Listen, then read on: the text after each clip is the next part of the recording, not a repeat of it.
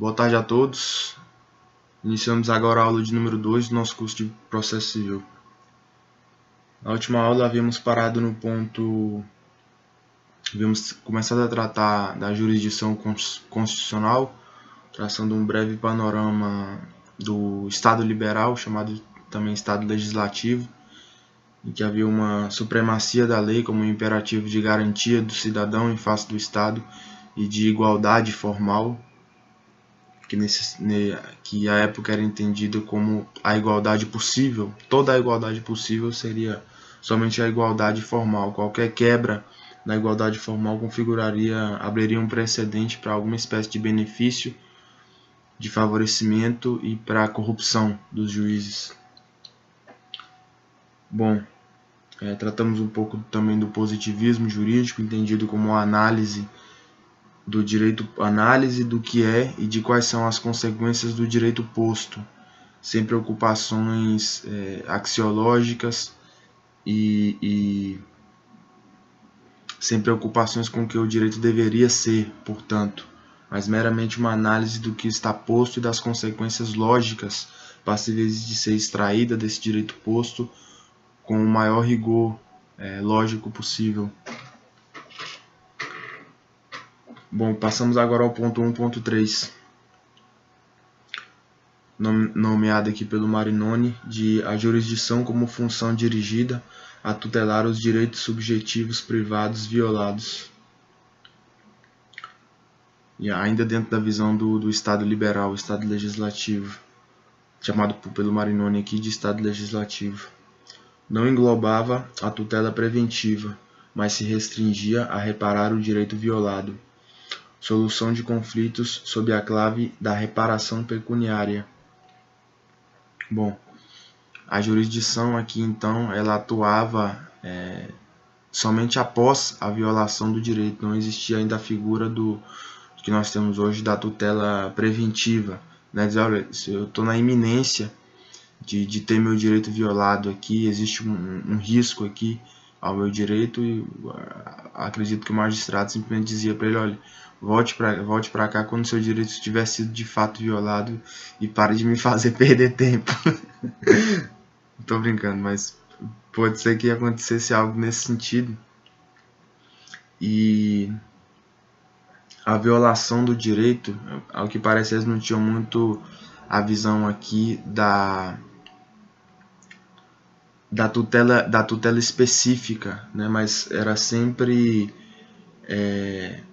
as questões eram sempre resolvidas na base da reparação pecuniária. Bom, você violou o direito do sujeito, quanto isso aí vale economicamente, quanto dinheiro precisa para restabelecer aqui o status quo ante, né? E as questões eram resolvidas dessa maneira.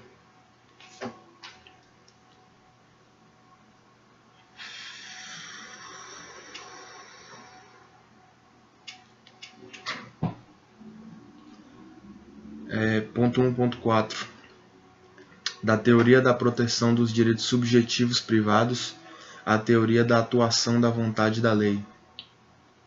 Atuação da vontade da lei. A jurisdição como afirmação do direito objetivo, caráter publicista, não apenas um compromisso de proteção dos particulares. Concepção de Ludovico Mortara, ainda sob o ideal do Estado liberal, juiz como mero aplicador da lei.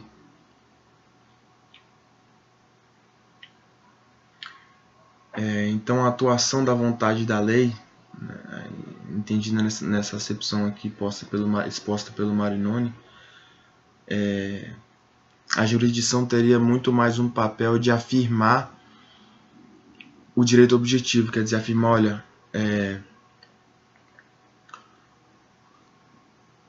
o Estado impõe esse regramento aqui e todos devem obedecê-lo, né? Quando você descumpre isso aqui, há uma ofensa ao ordenamento jurídico, ao Estado, que é reparada pelo magistrado com a reafirmação do direito posto em contraposição ao descumprimento perpetrado por você, né? Então, o foco aqui, vamos dizer, estava na afirmação do poder do Estado em fazer valer a lei, e não propriamente na melhor solução para os contendores que estavam ali em juízo, né? O foco não estava em resolver da maneira mais justa aquela lei de posta em juízo, mas sim em afirmar a lei posta, né? Que em última análise representava a vontade do povo, uma vez que foi editada por meio de seus representantes no parlamento, né? E aqui a concepção de Ludovico Mortara, né? E do juiz como mero aplicador da lei, quer dizer, não competia a ele buscar a solução mais justa para aquele caso posto em juízo, e sim ver o que dizia a lei e afirmar aquela lei, né? Afirmar o direito objetivo. 1.5 A teoria de Chiovenda. A jurisdição como atuação da vontade concreta da lei.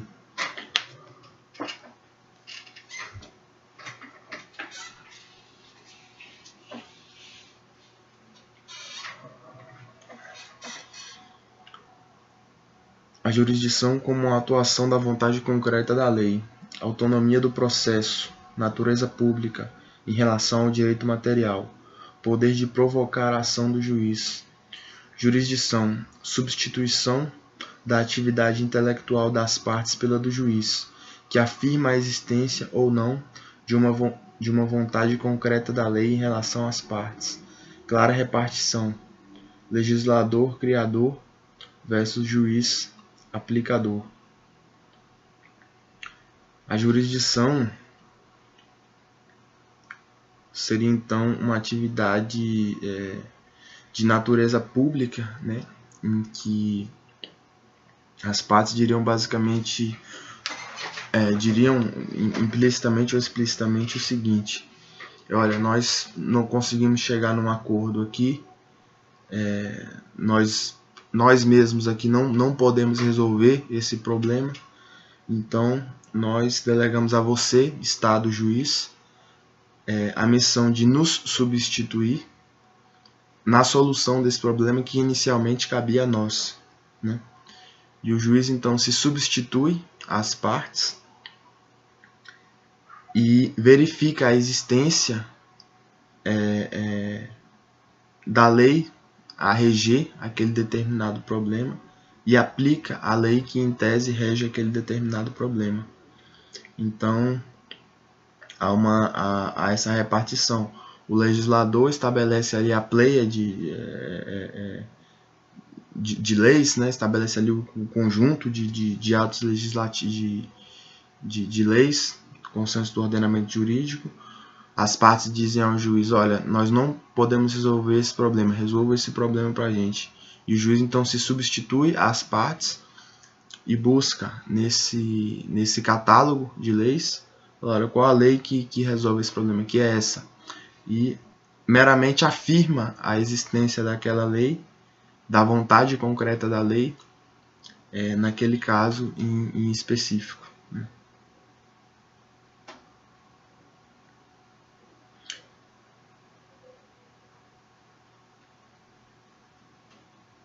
Ok. 1.6 A doutrina de Carnelucci. A justa composição da lide. Jurisdição como a justa composição da lide, entendida como o conflito de interesses qualificado pela pretensão de um e pela resistência do outro. Sentença: fazer concreta a norma abstrata, criar uma norma particular. Nomenclatura: Carnelucci, teoria constitutiva, unitária. Chiovenda, teoria declaratória, dualista. Meus caros, vou fazer uma pausa aqui e nós vamos tratar desse tema que é bastante interessante. Retornamos em um momento. Bom, prosseguindo. Primeiro nós vimos que Carnelucci definia a jurisdição como a justa composição da lide. Entendida esta, a lide, como o conflito de interesses qualificado pela pretensão de um e pela resistência do outro. Também se fala em pretensão resistida, né? Já sintetizando essa expressão. Bom, a lide seria então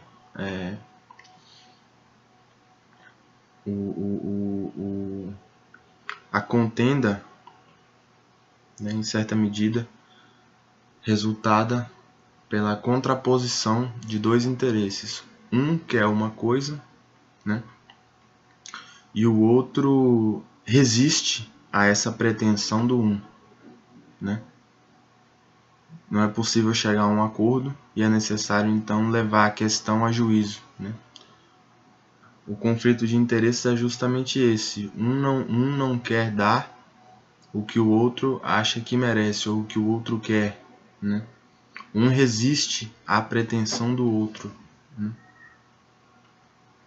A sentença, nesse sentido, ela, ao fazer concreta a norma abstrata, quer dizer, ela pega ali pega o direito objetivo, né? Por exemplo,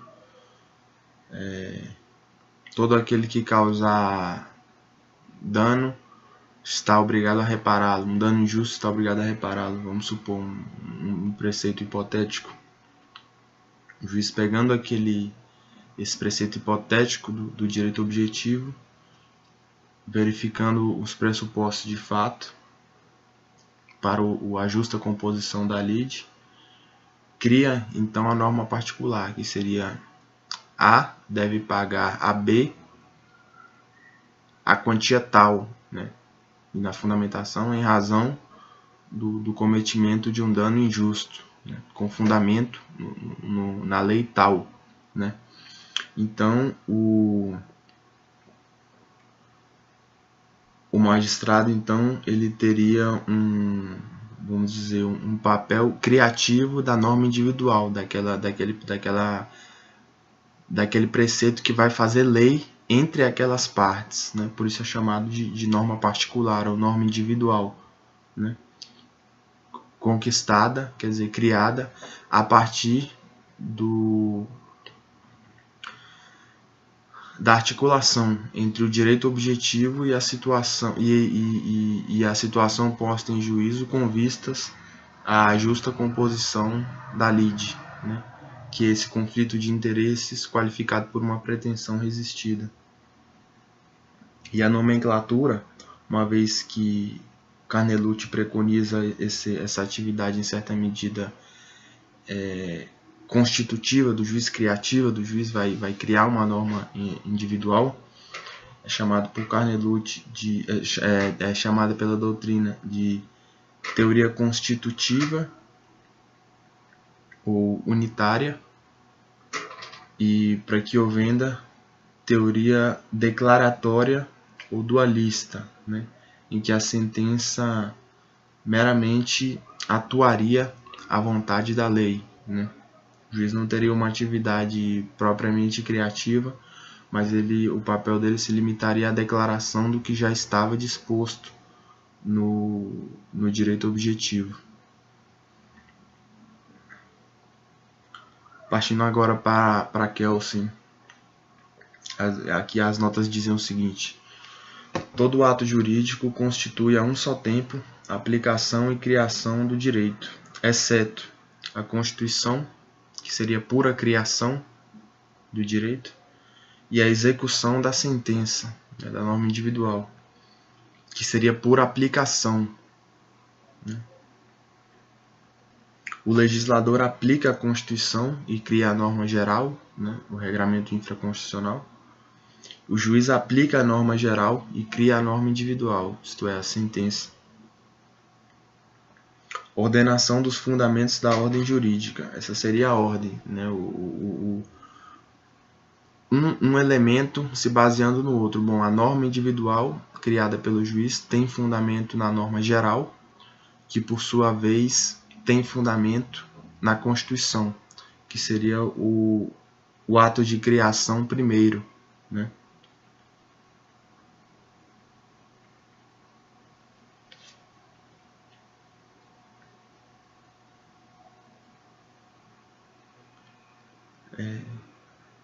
E agora ele passa aqui para Calamandrei. A lei abstrata se individualiza por obra do juiz. A lei vale porque está em vigor, não por sua justiça social, mas pela autoridade de que está revestida. Seria aquela visão clássica do chamado aqui Estado liberal ou Estado legislativo, né? Vou pausar novamente aqui um momento, desculpe. Vamos retomar, eu tô com a garganta um pouco prejudicada aqui. Às vezes quando tem que fazer uma pausa.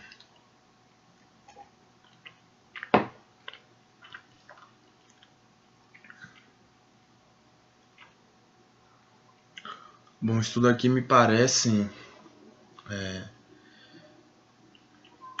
diferentes modos de enxergar o mesmo fenômeno, né? E a visão, a descrição que me parece abarcar todos os elementos, ou a maior parte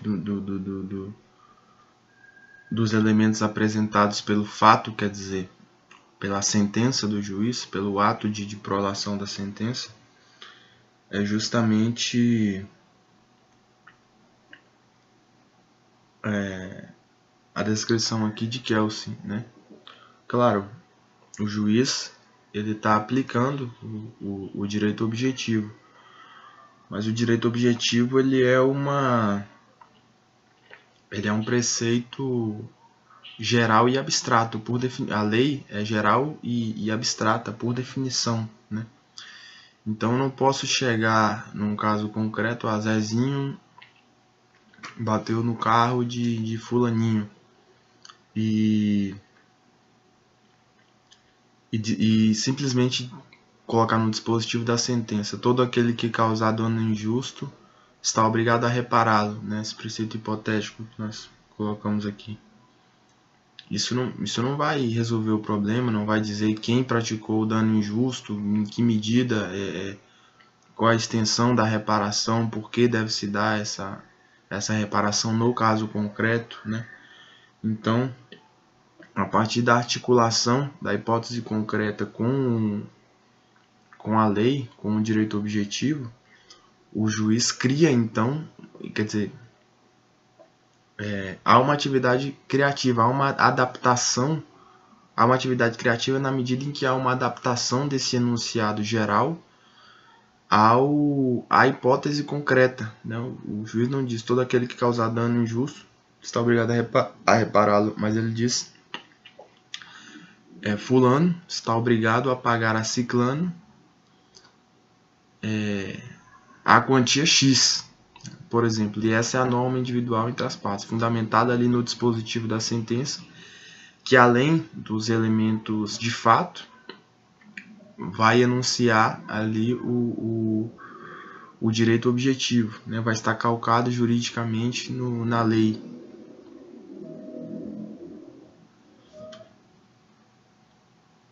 Bom, aqui tem uma nota de rodapé que eu anotei aqui sobre o positivismo, né? Impossibilidade de atingir as causas imanentes dos fenômenos, aceitando os fatos e suas relações recíprocas como único objeto possível de investigação científica. Positivismo, impossibilidade de atingir as causas imanentes dos fenômenos, aceitando os fatos e suas relações recíprocas como único objeto possível de investigação científica. Isso aplicado ao direito dá naquilo que, em certa medida, naquilo que nós falamos, né? A desconsideração pelo eventual valor de justiça ou princípios de direito natural pelo princípio de direito natural que vai fundamentar aquela lei, essas investigações especulativas estão fora aqui na visão do positivismo, e vai se aceitar o fato, quer dizer, aceitar o direito posto, o direito chancelado pelo Estado, aquele direito que é o que é imposto a todos, né? E a partir desse direito que é imposto a todos, vai se analisar o que ele de fato diz e quais são as consequências que se extrai disso, né? E aqui ele já passa para o item 2, do mito do cognitivismo interpretativo e do logicismo na aplicação do direito no positivismo clássico, à dupla indeterminação do direito no Estado constitucional. Do mito do cognitivismo interpretativo e do logicismo na aplicação do direito no positivismo clássico, à dupla indeterminação do direito no Estado constitucional. 2.1. Quadro teórico do positivismo clássico de 800, quer dizer, de 1800.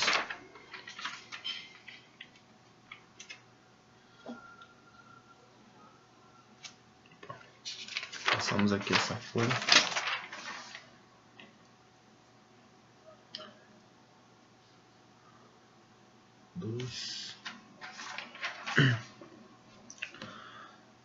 E aqui as notas, né? Quadro teórico do positivismo clássico de 800. 10 ideias básicas. Aqui ele vai anunciar as 10 ideias básicas ou 10 notas distintivas caracterizadoras do positivismo clássico nos anos de 1800, né? Primeiro, perspectiva imperativista do direito, conjunto de comandos e vedações, né? Direito entendido justamente como um bloco de preceitos que vai te mandar fazer alguma coisa ou vai te mandar não fazer alguma coisa. 2. Visão de sistema, plenitude do ordenamento. Por essa visão, por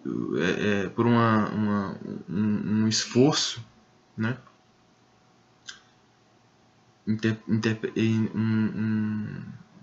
Um esforço hermenêutico, né, em alguma medida. Todas as soluções para todos os casos possivelmente postos em juízo, né, já estariam contidas dentro do sistema, né? Não haveria não haveria a possibilidade de existir uma solução para algum caso concreto que estivesse fora do sistema jurídico estabelecido. Necessariamente deveria se fazer um esforço interpretativo e extrair daquele sistema posto a solução para aquele caso concreto. Não haveria, portanto, lacunas. 3. Direito como ciência. Discurso avalorativo. Uma nota bastante peculiar do positivismo, quer dizer, a ausência de preocupação com esses valores de justiça, né, e valores humanos, né, análise como se estivesse analisando um objeto,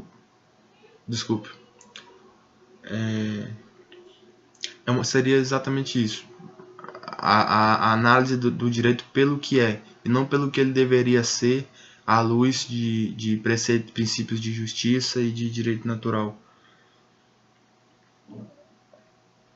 Ponto 4. Algo artificial, produto da convivência natural. Direito, novamente, aqui uma negação do direito natural, né? O direito seria, portanto, um produto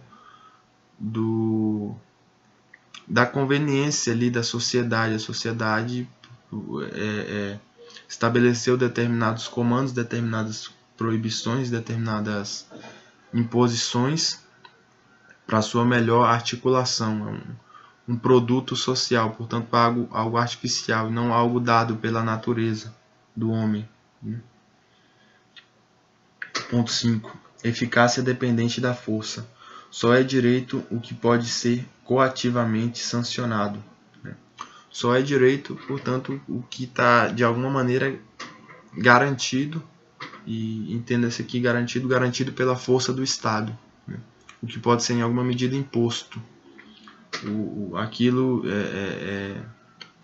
se não há nenhuma sanção para o descumprimento do direito, ele não tem força, portanto não pode nem ser chamado de direito, né? O direito seria entendido aqui somente como aquilo que é passível, vamos dizer, de cumprimento coercitivo de alguma maneira.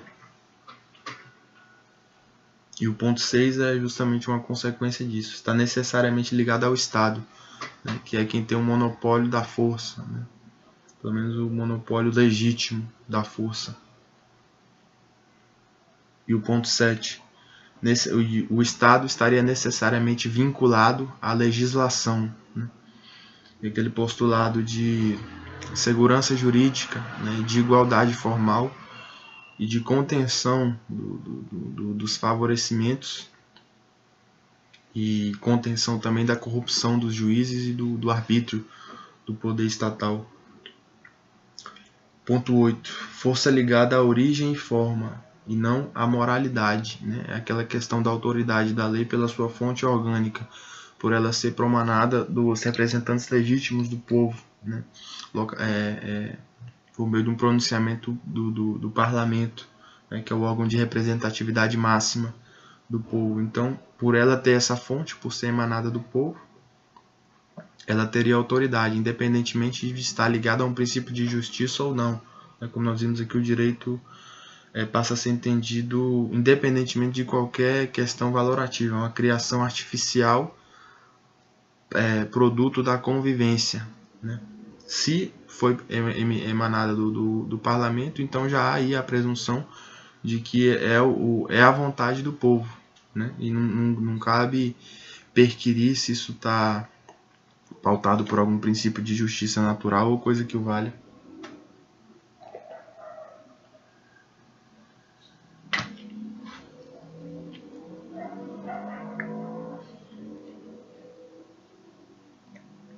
Ponto 9.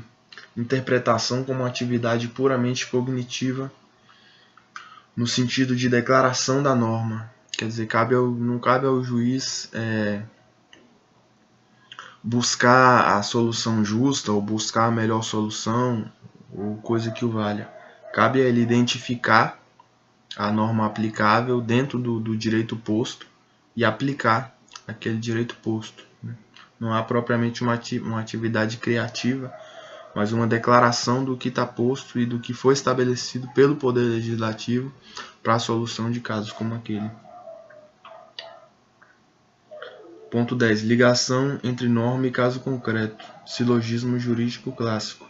Então, a aplicação do direito se daria na base do processo subsuntivo do silogismo jurídico clássico, quer dizer, uma premissa maior, né? Todo aquele que causa, quer dizer, o comando legislativo, todo aquele que causa dano injusto, um dano injusto deve repará-lo, né? Premissa menor. Joãozinho causou um dano injusto a Chiquinho, né? Conclusão. Joãozinho deve reparar o dano causado a Chiquinho. O dano injusto causado a Chiquinho. A aplicação do direito se daria por meio desse processo lógico, em certa medida mecânico.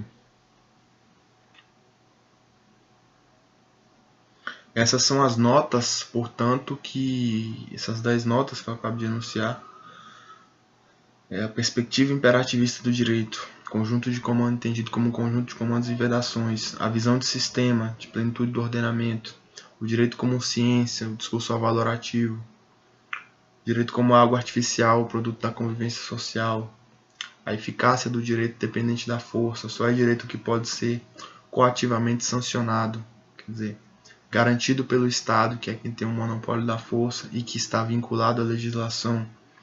A força do direito ligada à origem, à fonte orgânica, quer dizer, ao parlamento, composto pelos representantes do povo, e independentemente do conteúdo moral daquele preceito. A interpretação como uma atividade puramente cognitiva, no sentido da mera declaração do que já está contido no texto. e a ligação entre nome e caso concreto por meio do silogismo jurídico clássico, né? Da lógica jurídica clássica, vamos dizer assim. Essas 10 notas foram que influenciaram, portanto, esses notáveis processualistas, né? O Ludovico Mortara, o Chiovenda, o Carnelucci e o Calamandrei, né? O imperativismo, a sistematicidade, a valoratividade, a artificialidade, coatividade, o estatismo, o legalismo, formalismo, cognitivismo e logicismo, né? Esses foram as premissas que fundamentaram o raciocínio desses juristas à época. 2.2 A doutrina do cognitivismo interpretativo. A norma já viria embutida no texto legal. A interpretação consistiria em conhecer esse significado e declará-lo ao caso concreto. Ato de puro conhecimento, declaração do único e objetivo conteúdo da lei.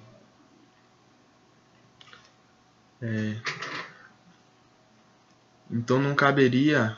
Aqui a gente só consegue enxergar isso aqui claramente por meio de uma contraposição com a jurisdição constitucional, né, que preconiza essa atividade criativa do juiz, esse juízo crítico da lei, tendo como paradigma a Constituição, né? Quando a gente tem esse ponto de comparação da jurisdição constitucional, fica mais clara aqui de que forma se dava a doutrina do cognitivismo interpretativo, né? Não caberia aqui nesse cenário cotejar o texto legal com outra coisa, com a Constituição ou com o princípio de justiça. A norma já estaria ali contida naquele texto legal. Caberia ao juiz meramente conhecer esse significado, que era único e objetivo, quer dizer, essa norma diz isso, esse texto legal contém essa norma, quer dizer, e a norma diz isso, né? Ela tem um sentido único e objetivo, né? E pegar esse conteúdo e aplicar ao caso concreto, né?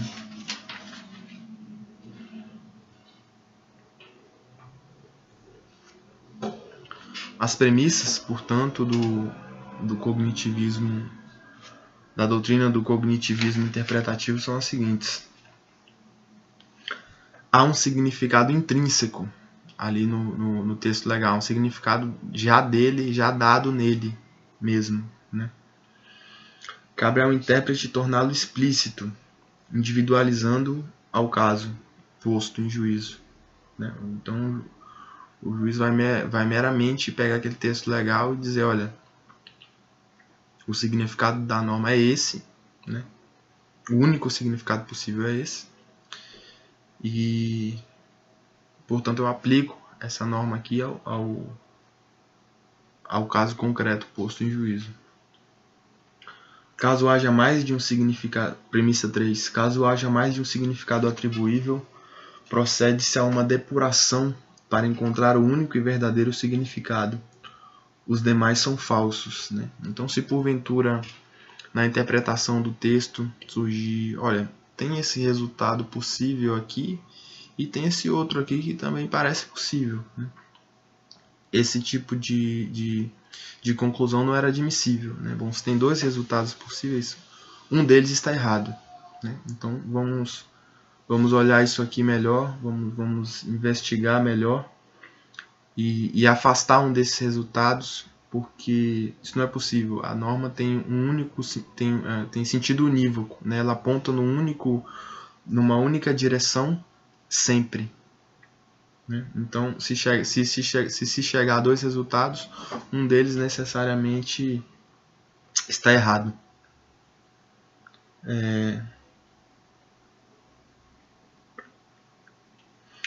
Premissa 4. O método de aplicação é lógico-dedutivo, silogístico, e exclui qualquer valoração ou escolha discricionária, né? Então, isso é um consectário de tudo aquilo que a gente já vem falando, da afirmação do direito objetivo, né, e não da preocupação ali da melhor composição para as partes, a melhor composição da lide, né, o que seria mais justo ali em vista da situação concreta. Cabe ao juiz identificar a norma aplicável e aplicá-la com aquele sentido único e objetivo que ela tem, né? Sem qualquer adaptação do juiz ou qualquer valoração por parte do juiz, né? Bom, meus caros, já 35 minutos, então vamos parando por aqui. Na próxima aula nós vamos dar sequência ainda ao capítulo 2, tratar do logicismo na aplicação do direito. Boa tarde a todos, obrigado pela atenção.